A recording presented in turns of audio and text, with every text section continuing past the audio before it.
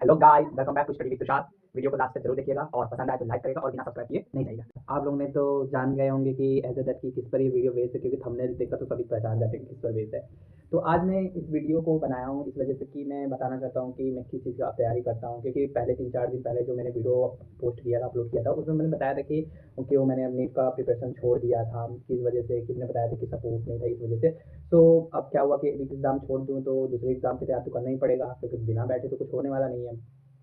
As a that तो फिर मैंने बहुत सोचा, फिर वो किया, तो फिर जाकर मैंने सोचा कि क्यों नहीं एसएससी का एग्ज़ाम का प्रिपरेशन करते हैं। एज ए एसएससी एग्ज़ाम का मैं प्रिपरेशन करूँगा तो साथ ही उसके नीचे जितने भी एग्ज़ाम वाले होंगे वो मेरे कंप्लीट हो जाएंगे। इस वजह से मैं एसएससी की तैयारी कर रहा हूँ, सीजीएल का।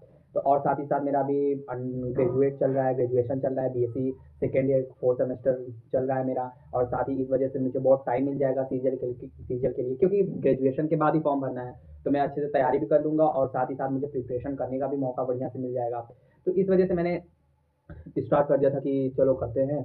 तो मैंने चालू कर दिया एग्ज़ाम का प्रिपरेशन करना। और साथ ही साथ मैंने यूपी पुलिस का भी एग्ज़ाम दिया था पहले, जब मैं नीट का तैयारी करता था तो उस टाइम एग्ज़ाम दिया था। तो मेरा एग्ज़ाम में क्वालिफिकेशन क्वालिफाई कर लिया था।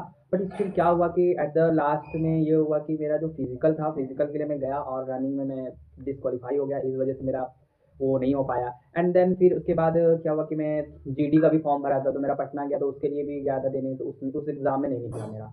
झूठ क्यों बोला, जो नहीं निकला। फिर ग्रुप डी का फॉर्म भरा, एनटीपीसी का भी एग्ज़ाम हुआ है अंडर ग्रेजुएट लेवल का। बट स्टिल अभी तक उसका पता नहीं चला कि एग्ज़ाम कब होगा कब नहीं होगा।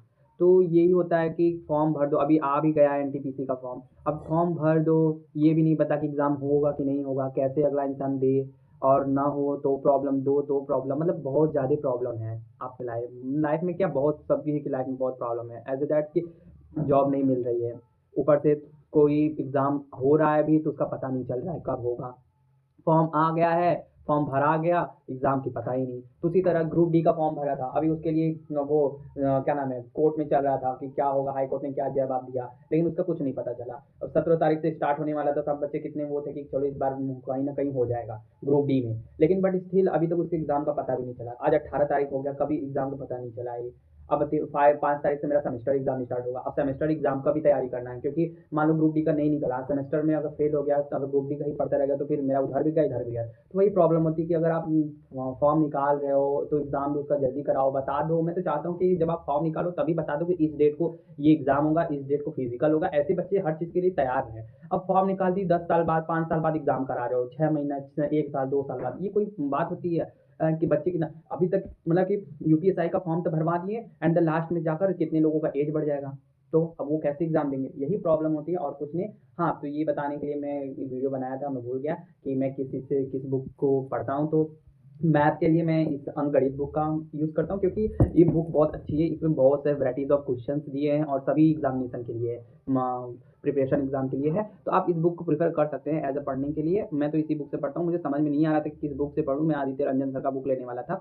लेकिन फिर ये होने लगा कि कैसे करूँ, आदित्य रंजन सर का लूँ क्या लूँ, तो मैंने ये ले लिया। फिर उसके बाद इसको कंप्लीट कर लूँगा, तो फिर उसके बाद मैं आदित्य रंजन सर का बुक ले लूँगा, उससे पढ़ लूँगा। तो अभी मैं इसमें, मतलब कि पढ़ तो सारा लिया हूँ, लेकिन मैं स्टार्टिंग से फिर से कवर कर रहा हूँ, ताकि मेरा एग्ज़ाम अच्छे से जब हो तो अच्छे से मेरा कवर हो, बढ़िया से एकदम सीक्वेंस से। इस वजह से 4 चैप्टर मैंने कंप्लीट कर लिया है। Number system, HCF, decimal fraction और सिंप्लीफिकेशन, फिर धीरे धीरे सारे कंप्लीट कर लूँगा। बुक बहुत अच्छा है और मैं आदित्य रंजन सर से ही यूट्यूब से पढ़ता हूँ। मैंने बैच पहले लिया था एग्जाम्पल से, तो वो कंप्लीट हो गया है मेरा। तो इस वजह से ये पढ़ रहा हूँ। और साथ ही साथ मेरा हिस्ट्री के नोट्स और ज्योग्राफी के सारे नोट्स मेरे कंप्लीट हो गए हैं।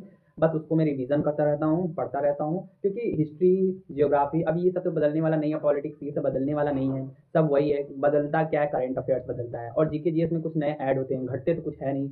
तो इस वजह से जो नहीं बदलने वाला उसको बना लो नोट्स। बहुत लोग बोलते हैं कि अरे ज्योग्राफी का और हिस्ट्री का नोट्स क्यों बना रहे, एक ही दो क्वेश्चन आता है। अरे हाँ, हम जानते हैं एक ही दो क्वेश्चन आता है, लेकिन एज ए दैट कि अगर आप बना लिए हैं तो आप ही को ही ठीक है ना। क्योंकि कभी आप किसी एग्जाम की प्रिपरेशन कर रहे हैं, आपके पास नोट्स नहीं है, उस टाइम तो समझ में भी नहीं आता। सच बात है, समझ में भी नहीं आता किस चीज़ से तैयारी करें, क्या हाथ लाए।